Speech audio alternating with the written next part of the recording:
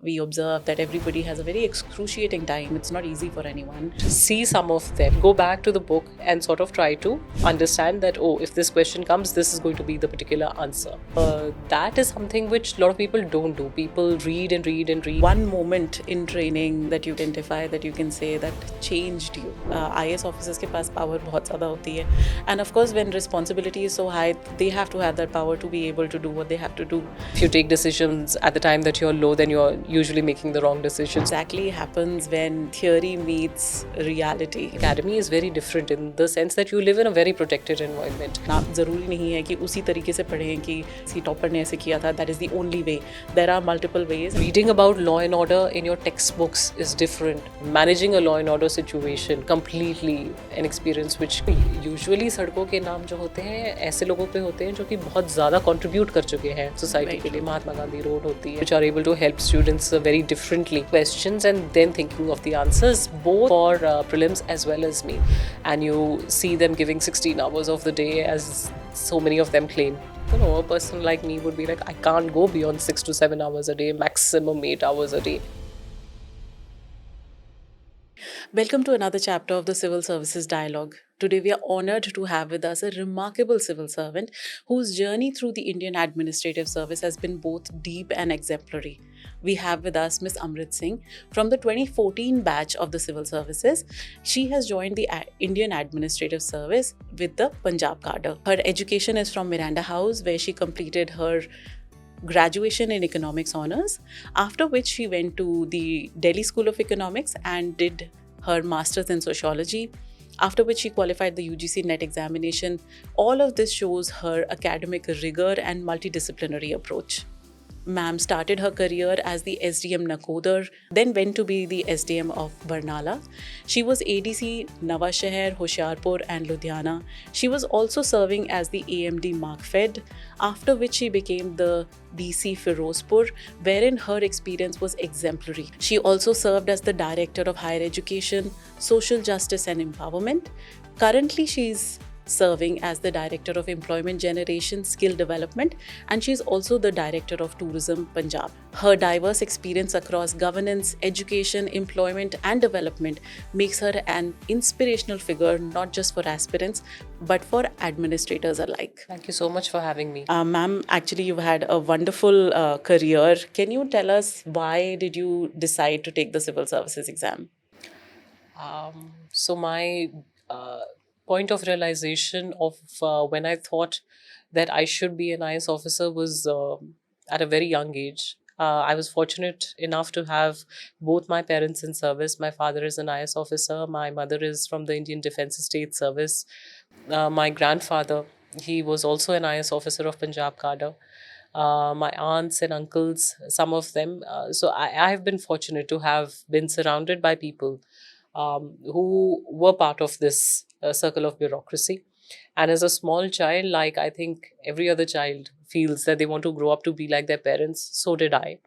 And for me, it was a feeling of yahi ek cheez hai जो हो सकता है. That's just because when you're a small child, you have a very small world.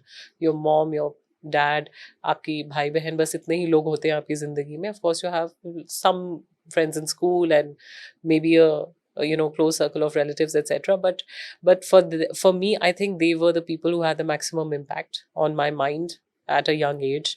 And that's when I decided, when I was maybe in class 6th or 7th or 8th probably in school, is when I realized that I have to grow up to be an IS officer. Ma'am, that's actually a very great inspiration to have it right there in your own home. Can you tell me from the perspective of that child that what did you observe is the public service orientation? Could you observe something at that point of time? Oh yes, certainly. So the example that I give at every platform that I'm asked this question is both of my mother and my father. My father, I've seen him working, so when IS officers, they hold charges of districts, they are district magistrates. My father was also holding the charge of 3-4 different districts. Usually camp officers are also attached within the residences. And the reason why that's done is because a bureaucrat is on duty 24/7. This is not just a cliche. It's not just rhetoric. it really has meaning, because I'm now observing from the point of view of a small child who was probably in class third, fourth, fifth, something like that. And I saw my father working at, 12 in the night, or maybe 2 in the night, in those camp offices sometimes. And I would always ask mom, ki, Are daddy kahan chale gaye? So, and then she would say, ki, nahi, there's some urgent work. So he's only at the camp office, to sort of soothe me, ki, no, no, your dad is right here.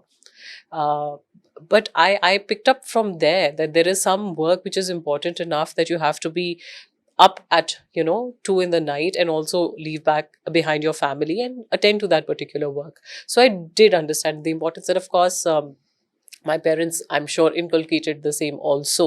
So it was both natural, and I believe my parents would also play a large role in sort of shaping my thinking about bureaucracy. So my mother, I've seen her doing excellent things, and transforming spaces. She's an IDES officer, and so largely they work in cantonments. So I've seen cantonments change, which is like usually as a child you see your parents changing their home, making homes more beautiful. But I've seen my mother specifically, change cantonments, and I've been able to physically see those changes, and they have impacted me as a young child, that somebody can have access to sort of resources that can transform spaces which are those huge, and maybe impact lives of so many people. So yes, these were probably the early stages of my inspiration, or sort of getting framing my view of what I should grow up to be. Actually, that's wonderful. And all the students who are right now thinking about deciding that should they or should they not be taking this examination, I think this input that the scale of impact, it's not just when people feel कि आपको कुछ implement करना है, कुछ change करना है, you want to be the change in the society. I think the scale of impact that you can have as a civil servant, it is absolutely enormous, just like what ma'am just said. Ma'am, 2014 was actually a very different year in terms of preparation. The syllabus changed, the mains changed completely. I think the people who have taken the exam in that particular year had a very hard time, even though every examination is hard in civil services, but that was a very specific year which was very difficult. Can you tell us a little bit about how you prepared and how things were? Because you must have come to know within that year that the syllabus has changed. Yeah. How did you cope with that?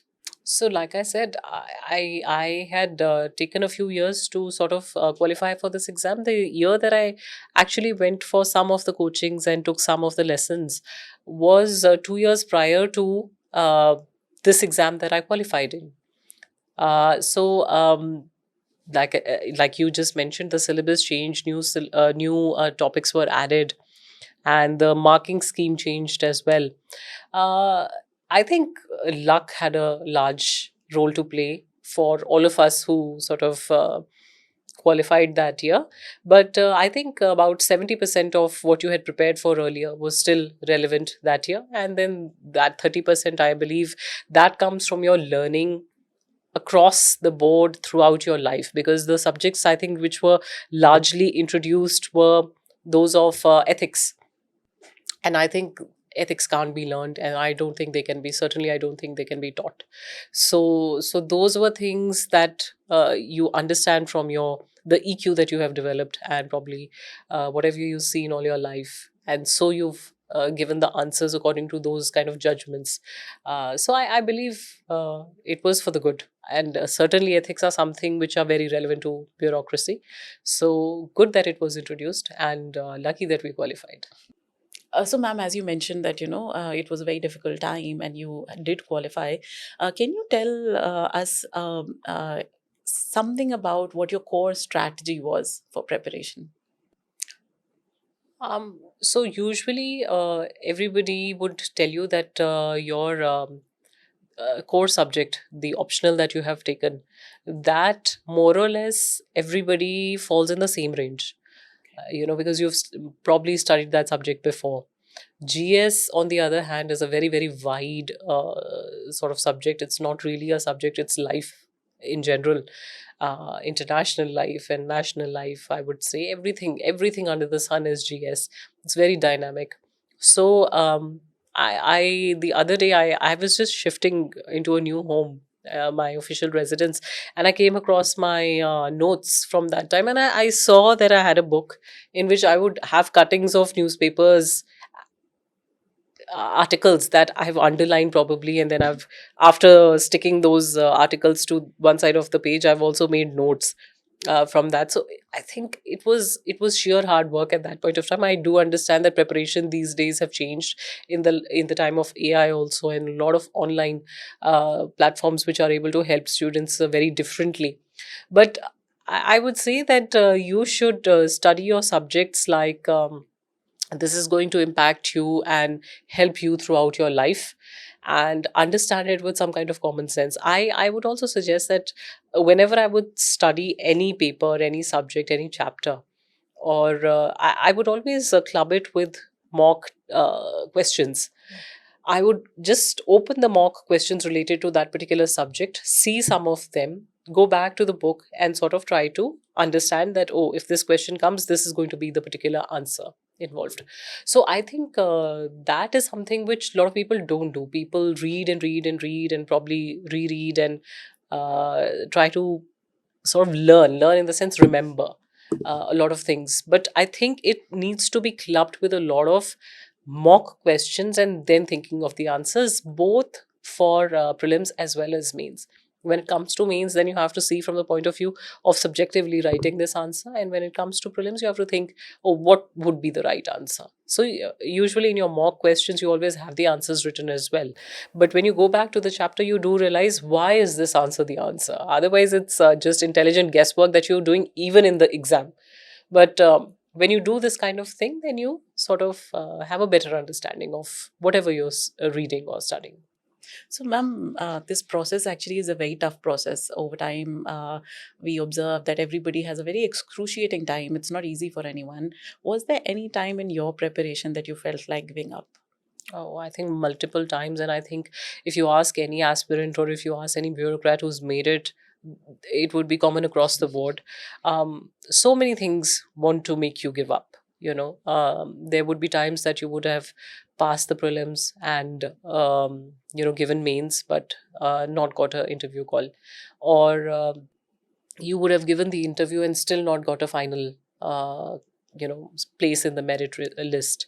So these are very disheartening times. These are major things which want to make you give up and make you rethink and re-strategize and make you feel low. And if you take decisions at the time that you're low, then you're usually making the wrong decision, so you must not. But otherwise, there are smaller things in the day, in normal days that you're preparing. Like there are comparisons that you have in your own mind. Vis-a-vis your friends or other students who are studying around you, and you see them giving 16 hours of the day, as so many of them claim. We study 12 hours a day, 16 hours a day, and a person like me would be like, I can't go beyond 6 to 7 hours a day, maximum 8 hours a day. So you think that, oh, if this guy can't make it, or this girl who's so sincerely giving 16 hours of the day doing nothing but studying, if she can't make it, or if he can't make it, why would I? So those kind of things make you question and make you want to give up and be like, Arey, I'm just doing this for formality. Nahi hona hai mera. ठीक है. Um, Many other occasions, you just see your friends of the same age group working. You feel like, oh, they've already started their life. They're reaching somewhere. I'm just at one place, sitting and trying to make it.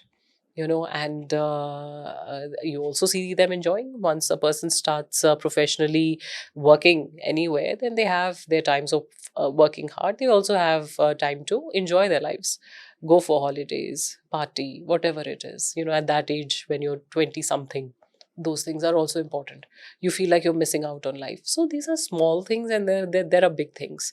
Everything almost feels like, oh, the world is not in my favor, and why would it be? You have these moments of self doubt. I think everybody does. The quality of a person who becomes from an aspirant or bureaucrat finally is the one who's able to silence these sort of voices in your mind. That's what I would feel. Very true, ma'am. Actually, these days, I think the most excruciating part of the entire preparation is that एक ideal aspirant के बारे में एक discussion होता है कि वो इतने घंटे पढ़ता है, इस तरीके से पढ़ता है। The discourse around the preparation itself is so idealistic and so unachievable that Yeah. most aspirants unfortunately then go back with the feeling every single day when they go back to bed, they feel that I am unworthy, and that I think reduces the amount of efficiency that a student can have. Yeah. And overall, in terms of performance, maybe some people who would have qualified otherwise may not have qualified because of these discourses that are around the preparation. And I'm so happy that you have actually discussed about the human aspect of preparation, wherein you yourself have told about your journey, wherein it is not always that you have to go for a one size fits all, and आप ज़रूरी नहीं है कि उसी तरीके से पढ़ें कि किसी ने ऐसे पढ़ा था या किसी टॉपर ने ऐसे किया था. That is the only way. There are multiple ways, and there are multiple people, and there are multiple journeys, and so many people Yes. get to say them. So, ma'am, preparation was a completely different story, and one fine day you qualified, and the result came, and then you reached Labasna. So, what was day one of Labasna? Oh, it was so overwhelming. I can say that with me, of course, my entire family went, and I think a lot of us would have their families coming and leaving them to Labasna, because one, it is such a privilege that you've reached the place that you have, strived so hard to sort of reach. For me, like I said, that since my father and my mother both were bureaucrats, my father, my mother, my sister, brother, all of them, we all came. They all came to see me off and stayed for a day also. So, every time you are stepping into a new class, also, I would say, even in school or when you go to your college for the first time, you have butterflies in your stomach. And especially in a place like Labasna, from the outside, when you have not been part of Labasna, you feel, oh my God, this is the pinnacle of institutions. And you've reached this place, everything you need to be proper in every single way. And उस हिसाब से जब मैं जा रही थी तो मुझे बहुत लग रहा था कि no no, oh my God, my parents, I hope my parents are not doing something which is out of the way, I hope my brother and my sister, they are in line with whatever is the protocol here. So and also, like, oh, everybody here is an IS officer or an IPS officer. Everybody around me is achieved people, you know. तो इस वजह से मेरे दिमाग में तो ऐसी चीज़ें चल रही थी, but for my father it was sort of like कि मैं यहीं से निकला था, वापस यहाँ पहुँच गया. So he was very, very calm, and initially you go to a reception and you have to sort of write all your details. They give you some orientation, sort of your uniform, and uniform for PT, not a uniform otherwise, but yes, your uniform, your set of clothes and books and things like that, and they take your details. So my father was very calmly just sitting and writing things and everything, and they were like, "Oh, I was here, all of this, all of these years back," and I was very nervous, of course, but certainly it was, I think, a very beautiful experience for all of us. I think it must have been a very proud experience for your father to have been there and then got you back over there. So, ma'am, how did this training at Labasna turn a candidate who was successful into an officer? Oh yes, I think this point, for almost all of us, but specifically for girls, you've just finished your college, and now you've started studying, and finally you've made it. तो जो life आपकी before getting into Labasna, or after getting into the into the academy, is very different, in the sense that you live in a very protected environment. Specifically if you're giving this exam, because it takes all your time, so all you're interacting with is aspirants or your family largely. I think यही होता है सबकी ज़िंदगी में, जब आप seriously UPSC के लिए पढ़ रहे होते हैं. तो आपका, और उससे पहले भी for girls, like I said, there is limited exposure. आप जिस भी तरह के बैकग्राउंड से आते हैं, बहुत लिमिटेड स्फीयर में आप ऑपरेट करते हैं. लेकिन यहाँ पे आके आपको हर तरह के लोग मिलते हैं, and they are all achievers. So you, first and foremost, the realisation comes upon you that it's not just you who is worthy, everybody is, and people from all kinds of backgrounds have potential, you know and I'm like, people from everywhere in the country are magnificent. And you don't have honestly, चाहे मतलब अगर आप north में रहते हैं तो आप बिहार में रहते हैं तो आप ज़्यादा मतलब आपने स्पेंड अपना टाइम बिहार में किया है। अगर आप नॉर्थ ईस्ट में रहते हैं तो ज़्यादा नहीं और मिंगल कर पाए होंगे, या फिर अगर साउथ में रहे हैं तो ज़्यादा नॉर्थ इंडियंस के साथ या नॉर्थ ईस्टर्न्स के साथ, नॉर्थ वेस्टर्न्स के साथ ज़्यादा नहीं मिले होंगे। तो यहाँ पे आके आई थिंक सबकी आंखें एक तरह से खुलती हैं। आप एक दूसरे के पोटेंशियल को देख पाते हैं, एक्नॉलेज कर पाते हैं और रियलाइज करते हैं कि क्या लोग होते हैं और अलग अलग तरह के लोगों में क्या क्या अच्छी चीज़ें होती हैं, जो कि नहीं आपको पहले पता होता। I think that's where the learning begins from day one. That's wonderful, ma'am. And I think this diversity that you're talking about and how this diversity is actually experienced by officers then adds on to their sort of possibilities that they have in terms of serving the nation, because ultimately it's about public service for the entire Absolutely. group of people that are entire India. So I think that is one thing that is absolutely amazing. Ma'am, one question जो हमारे students जो qualify करने के पास होते हैं वो काफ़ी बार discuss करते हैं हमसे that it's a fun part of what they look forward to. They talk about the Bharat Darshan. Hmm. And so, ma'am, is Bharat Darshan a tour or is it something deeper? It is certainly a tour. I wouldn't deny it. You get to see the length and the breadth of the country and how beautiful India is. And then you realize that, most of us, we plan to go somewhere abroad. There are these pet destinations that everybody wants to see. First and foremost, you understand what India really is. And it is so diverse. It's so beautiful, from its beaches to its mountains to its deserts to the kind of food that's served from the seas to all kinds of cuisine, and so much diversity, jungles and everything which India has to offer. I honestly don't think any other country has so much to be seen as much as India does. And I think, yes, it's a tour which makes you happy to see all of this which you haven't seen in your life, but also I think बहुत learning है। सबसे पहली यही learning है कि कितना खूबसूरत है हमारा देश, और क्या कुछ ऑफ़र करता है, बट ऑल्सो हर जगह की क्या यूनिक फीचर्स हैं, और यहाँ के लोग ऐसे हैं तो क्यों हैं, इंडस्ट्री वाइज भी ऐसे हैं तो क्यों हैं, पहनावे वाइज भी ऐसे हैं तो क्यों हैं, क्यों इस तरह से खाते हैं, क्यों इस तरह से पहनते हैं। और more importantly I think you also understand कि भारत दर्शन डजंट मीन कि आपका 180 का बैच है सपोज IAS ऑफिसर्स का, तो आप 180 लोग एक ही जगह पे जा रहे हैं। You are made into smaller groups of 25-30 people and you are sent away, and it's not like whoever are your friends in the academy, only that group of people. You don't choose your group, your group is given to you. So you are put in a sort of circle of some people who you may or may not know very well, and you're supposed to spend about 30 days with them. And you don't have the option to fight or be unhappy, because then you will be perpetually unhappy for these 30 odd days that you're with these people Right. in the most beautiful places, which would make no sense. Mhm. So you learn how to sort of adjust to other people's sensibilities, which is again something which is a learning for life.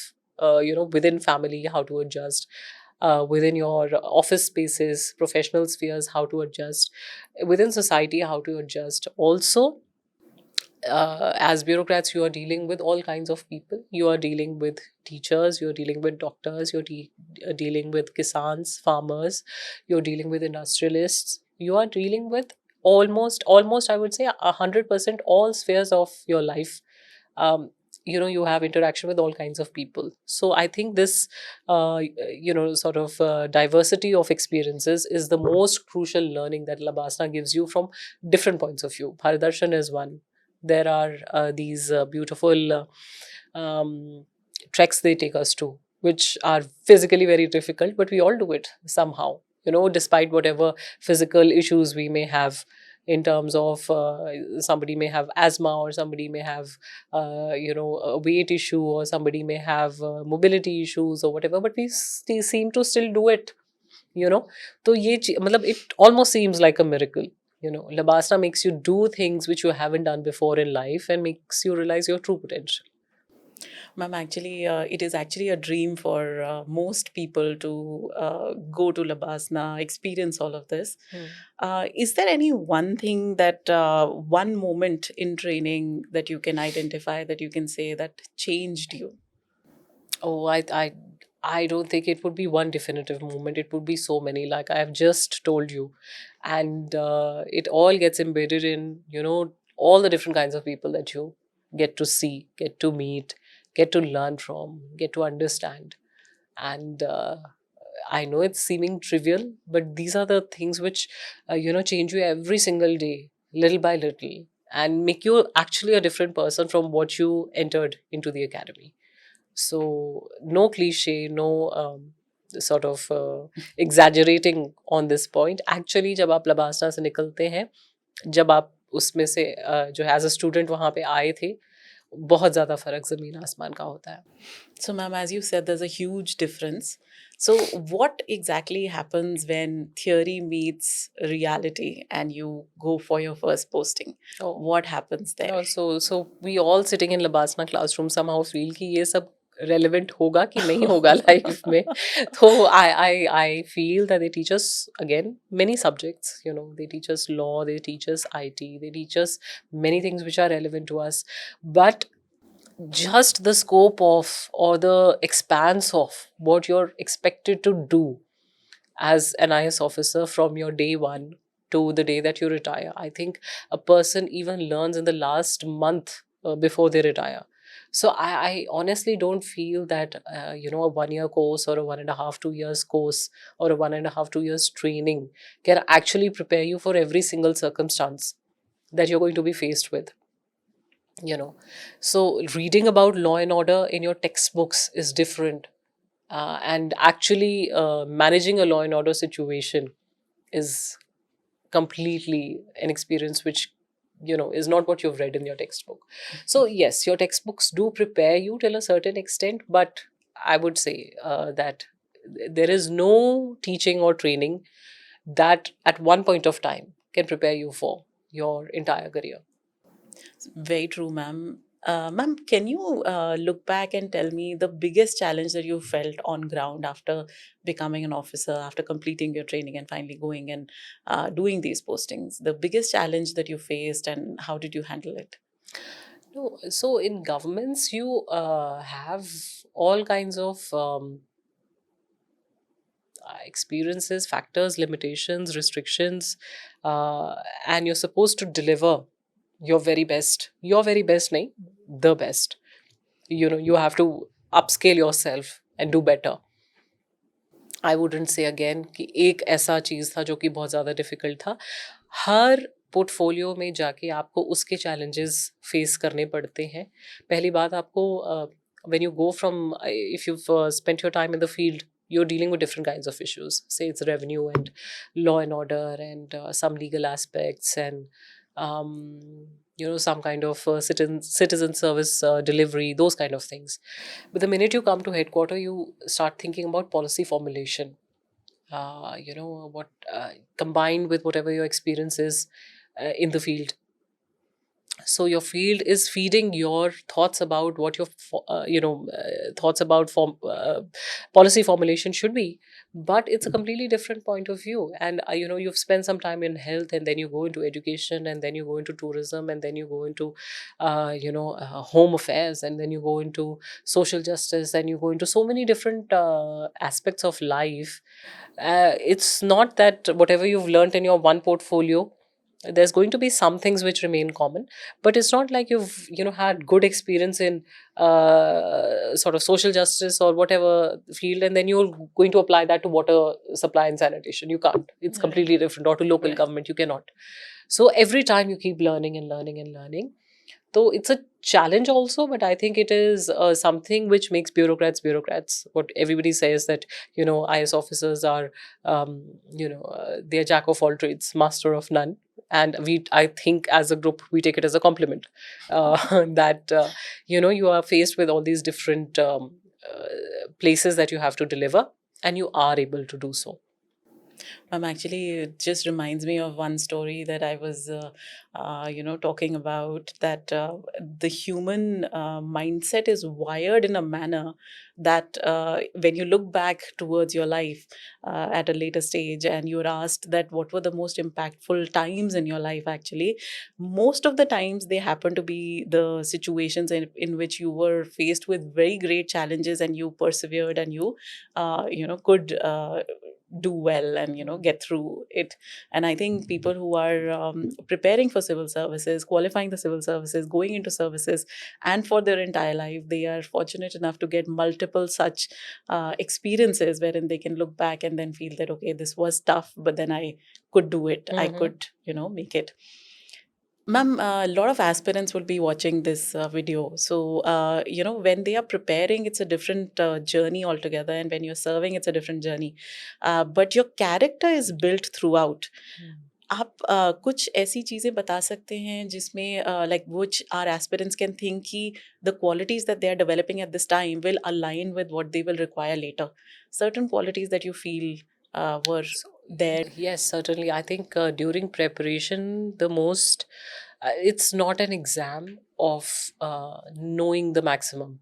UPSC is not that exam कि आपको सबसे ज़्यादा पता है तो आप पास होंगे, नहीं पता है तो आप नहीं पास होंगे. There are so many people who pass the exam who know much lesser than people who have not passed this exam.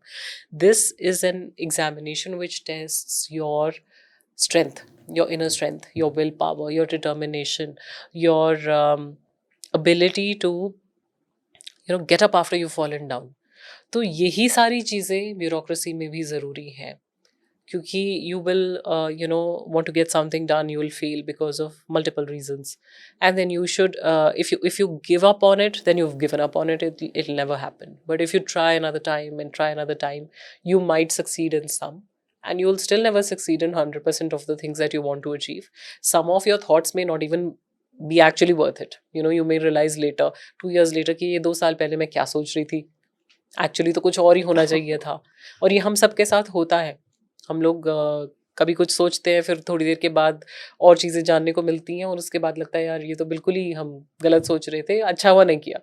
तो मतलब that feeling of being sort of consistent in trying to make an impact and having still that determination which you have as an aspirant, because you're very hopeful as an aspirant, कि नहीं नहीं मेरा होगा.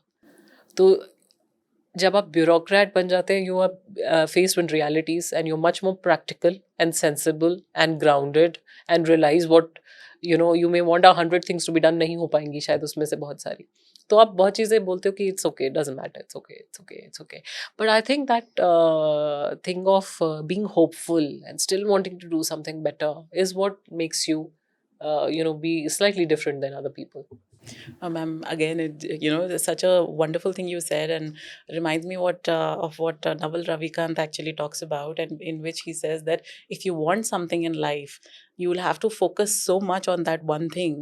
You will have to let the others be, at that point in time, and then focus more on those things that you require, and focus so well that you are, probable to get them, and then you move forward. So some bureaucrats like Mr. T.N. Seshan and MS Swaminathan and those kind of people for one thing. You don't know Right. them for 100 things. Right. Yeah, but they would have done 100 other things which Very would true. be smaller in comparison but would have still had a lot of meaning and impact.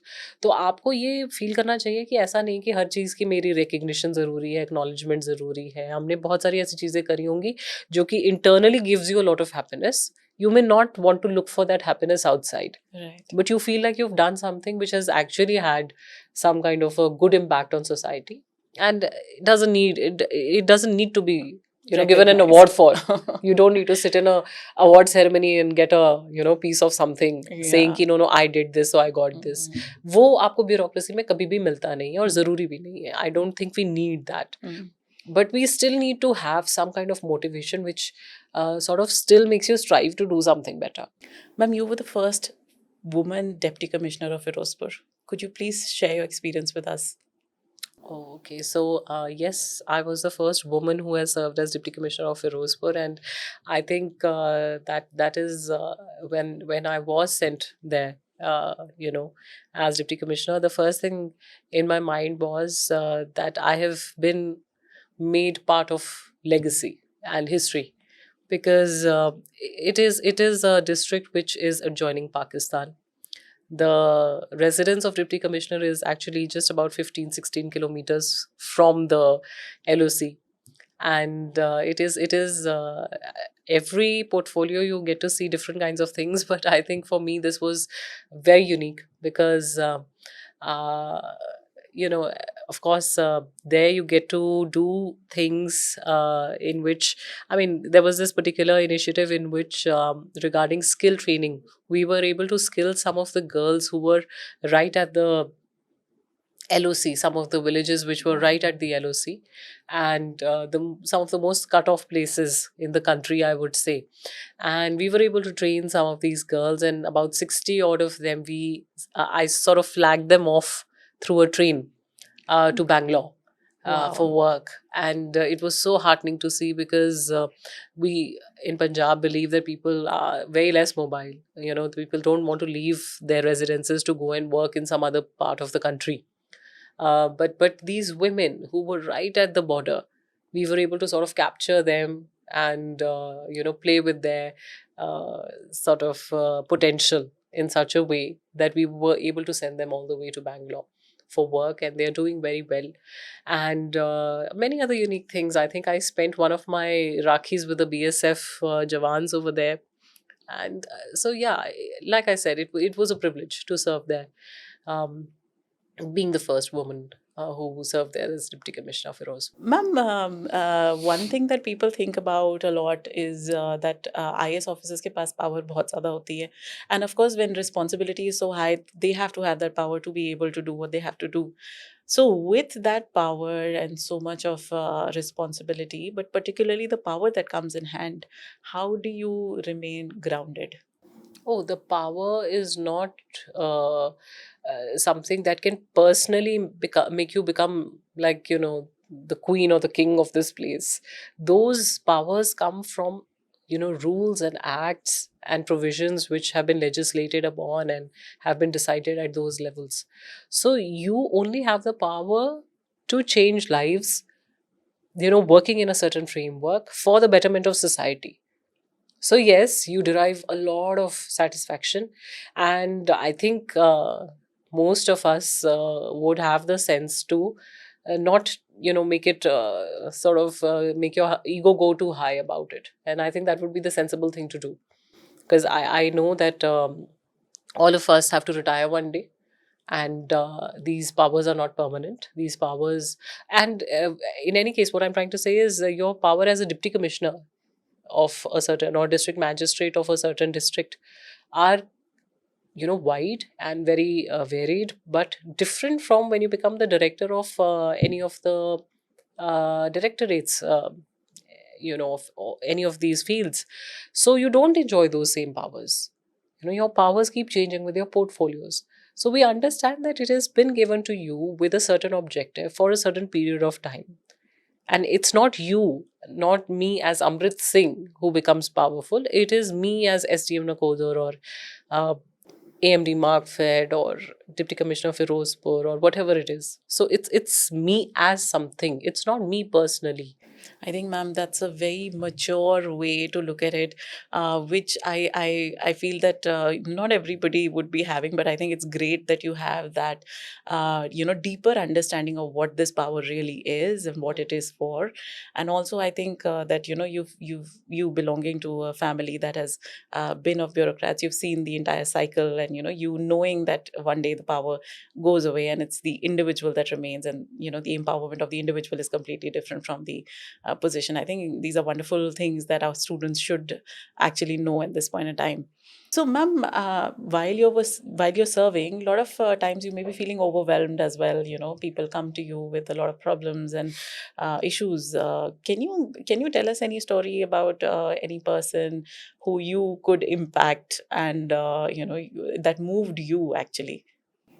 So, I mean, people always come up with certain issues that they may have. You may be able to resolve maybe 50% of those, and maybe not 50%. Um, because you, again, like I said, work in a certain framework. But I wouldn't like to talk about my example in the form of an issue which I sort of clarified or resolved for somebody. Rather, it was an initiative that I had taken, because when I was SDM Nakodar, I used to feel I would look at the child sex ratio of my subdivision and generally of Punjab, and find it to be obviously lesser than, in terms of comparisons with other states. We weren't faring so well. And a lot of my seniors have also worked very hard on these issues within the state. But I felt that the right way to approach this problem, not the problem of a person but overall of society, would be of having some kind of positive intervention rather than enforcement. Because enforcement is usually viewed negatively by people कि हम मुझसे काम ये करवा रहे हैं, like कि मतलब it is mandated that we behave a certain way. What I did was that there was this lady called Captain Sonia Arora from Nakodar. She was the first Air Force officer from Nakodar, woman Air Force officer. I felt like I need to create role models which people see that are being viewed and valued very highly by government, by society. And so people feel that, oh, it's no longer the need for having sons only, and only sons are valued. Girls are equally valued, or Right. valued rather more, in society. So what I did was that I along with the municipal committee of that area, with all the official procedures involved, I was able to successfully get the name which goes from her residence to the school that she went to on her name, basically. So it got redesignated as the Captain Sonia Arora Marg. And the inauguration that was done by that officer, that lady officer, not by me. I was present, but she was the one who inaugurated the same. So she came from a humble background. I think her parents had a shop in which they would sell utensils, etc. तो उनके लिए उनके आसपास के लोगों के लिए, और जो उनके स्कूल की लड़कियां होंगी उनके लिए, जो उनके रेजिडेंट्स के आसपास लोग रहते हैं उनकी लोकेलिटी में, I think this was a story which was so like widely discussed and viewed so highly that usually सड़कों के नाम जो होते हैं ऐसे लोगों पे होते हैं जो कि बहुत ज़्यादा कंट्रीब्यूट कर चुके हैं सोसाइटी Very के लिए. true. महात्मा गांधी रोड होती है, those kind of things. But a girl who against the odds studied and then made it, to some position with just her sincerity and her will, was being valued so much by government, because it was an honor which was extended by the government to that person for her achievement. I think that had a very positive social sort of impact on society there. Of course, I've not been able to have any kind of impact assessment because I have moved several portfolios after that. But I'm sure that it had good meaning to people over there. Certainly, ma'am. And Huh. I think, the like even in your introduction, we mentioned, which we many people say that you have a very humane approach to governance. I think this is an example that actually showcases that very, very deeply. Ma'am, so women in service, particularly, like what happens is that when we have governance and we have people making policy, the more diverse the policy table is, the more beneficial the policy will be for the people. What do you think, ma'am, is the biggest advantage that women as such bring to the service? Yeah, so I was reading the other day about this rating of different countries in terms of happiness, and I've forgotten the name of the country that was topping it, but they showed who was in charge, what was the government of that particular nation, and it was all women and young minds, young women. So I'm sure there's some correlation there. I'm a student of economics and statistics. I'm sure there is some correlation there. But otherwise, also, if you see in today's world, and if we even talk about earlier times, women were managing homes largely, which in itself is a project. Very, very It true. is a project which we don't give due recognition to, but yes, so many diverse kind of things that women have to manage, and they manage it very well. Well, But now young girls. They're managing homes as well as managing offices. So I think just from that, kind of generational, you know, wealth in terms of their minds, they have learned so much that they are able to give certain perspectives, which, and it's not a men versus women kind of thing. I'm just saying that certain things which get left out in policy decisions, which affect the last mile. I think women are able to bring those things to the table, and also women are able to bring the fact that they once a woman is able to achieve an important field in professional spaces, they become inspirations for other women, Very true. and a motivated sort of population in the country is definitely going to be achieving better. And if we leave 50% of our population out of it, which is women, that would not be sensible. So when women do become these inspiring figures, they inspire other women, and I think that generally uplifts motivation in the entire country. Very true, ma'am. I think this conversation that we've had with you, and you being a person who's qualified the examination and done so much work, I'm sure many girls and boys alike will be able to get inspired by your journey. Ma'am, before we move on, I would like to ask you one question. That can you bust one myth about the civil services? Mm. Anything that you feel that is a myth about, particularly the Indian administrative service? A myth about service or aspiration? I mean, the No, aspirants. about the service. Like anything that you think is a popular myth which you want to tell them that no, this isn't really true.